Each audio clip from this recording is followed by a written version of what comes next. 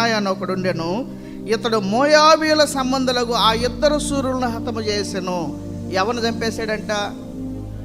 దావీదు చెప్పలా, ఈ పని చేసి రమ్మని దావీదు చెప్పలా. అతనికి చెప్పే అంత నాయకుడు కూడా కాదు అతను, ఒక కుల నాయకుడు అంతే. ఆ కులంలో ఏదైనా సమస్య వస్తే అతను వెళ్ళి అతని ద్వారా ఏదైనా పరిష్కరిస్తాడేమో, మా ఊళ్ళో అంతే. దావీదు చెప్పలా పని, కానీ ఈ బెనాయా వెళ్ళి ఏం చేశాడంట? ఎవరు వాళ్ళు? మోయాబీలు. మోయాబీలు ఎవరు? ఇశ్రాయేలులకి శత్రువులు. ఇశ్రాయేలుని నష్టపరిచేవారు, ఇశ్రాయేలుకి వ్యతిరేకంగా పనిచేసేవాళ్ళు, ఇశ్రాయేలుని దేవుని బిడ్డల్ని బాధ పెట్టేవారు, వారిని పాడు చేసేవాళ్ళు. మీరు చూస్తే బిలాము దగ్గర మనం చూస్తే ఏమండి, బిలాము వాళ్ళు శపించలేకపోయాడు, ఒక సలహా ఇచ్చాడు. ఎందుకంటే దేవుని శిక్ష, కోపం వాళ్ళ మీదకి రావాలంటే మనం ఏం శపించలేం, కానీ అపవిత్రతలో వారు ఉంటే దేవుని శిక్ష వారి మీదకి వస్తున్నప్పుడు మోయాబీలు స్త్రీలు ఇశ్రాయేలుని పాపంలో పడివేశారంట. అది దేవునికి కోపం కలిగించింది.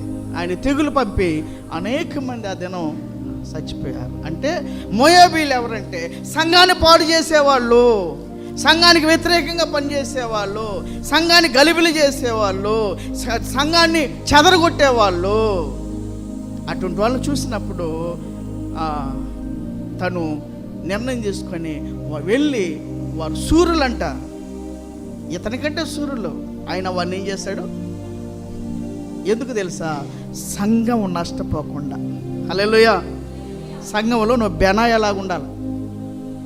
ఈ సంఘము పాడు చేయడానికి ప్రయత్నించే శక్తులను, పరిస్థితులను నువ్వు ఎదుర్కోవాలి, నువ్వు ఎదిరించాలి, సంఘాన్ని కాపాడుకోవాలా.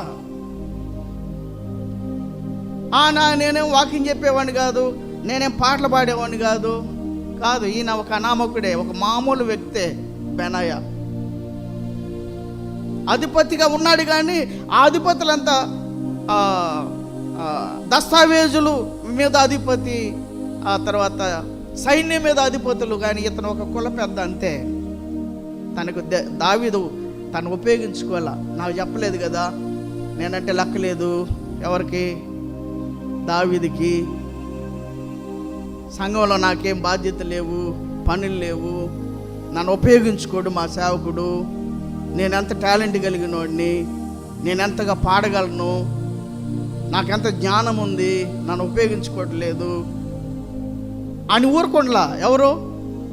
బెనాయా. తను చేయవలసింది, తను ఉన్న సంఘం, తను రక్షించబడిన సంఘం, ఆత్మీయంగా తనను పోషిస్తున్న సంఘము క్షేమంగా ఉంటే నేను క్షేమంగా ఉంటాను కనుక ఆ సంఘాన్ని నష్టపరిచే శక్తులను నేను ఎదుర్కొంటాను.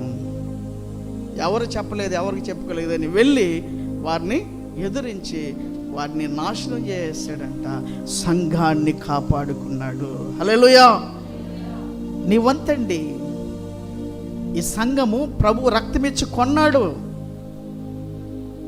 రెండవది, మన జీవితాలు బాగుపడడానికి ఈ సంఘాన్ని దేవుడు ఉంచాడు. మన కుటుంబాలు కట్టబడుతున్నాయి, ఆత్మీయంగా నిలబడుతున్నాం, శాపగ్రస్తమైన అనుభవాలు చిక్కుపడకుండా మనం భద్రపరచబడుతున్నాం.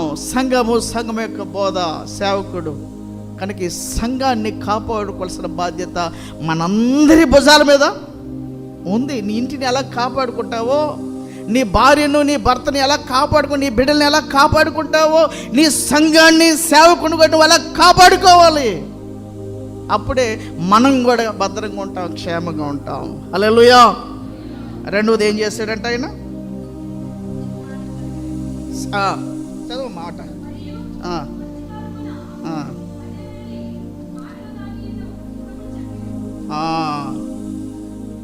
ఏం చేస్తాడంట? బావిలో దాగున్న ఒక సింహాన్ని, అంటే అది దాక్కొని ఉంది కనపడకుండా. బెనాయా ఏం చేశాడు?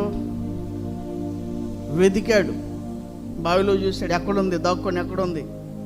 దాన్ని వదిలేస్తే ఏం చేస్తుంది? అది ఇశ్రాయేలు మీద పడుతుందేమో. వెతికి, అంటే సమస్య రాకమునిపే, నష్టం కలక్కమునిపే, సంఘం దెబ్బతినక మునిపే వెతికి పట్టుకున్నాడంట. ఏదో ఇది పట్టుకొని దాన్ని నాశనం చేశాడంట. అది కనిపించిన పరిస్థితులను నువ్వు ఎదుర్కోవాలి, ఎదిరించాలి సంఘానికి విరోధంగా. ఒకవేళ